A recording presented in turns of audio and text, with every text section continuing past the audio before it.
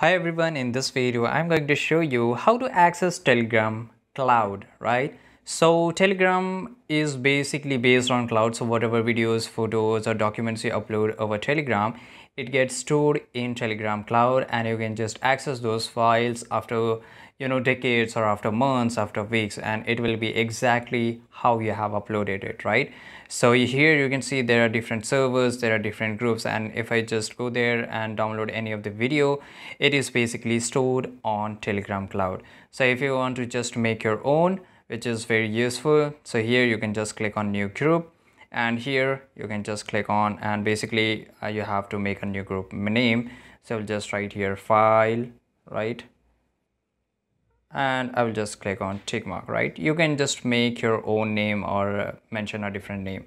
So here if I just upload any of the video, it will get stored here and anybody can access it if you give the access, right? And it will get stored in Telegram Cloud. So this is very useful, and if you found this video very useful, make sure to like this video, subscribe.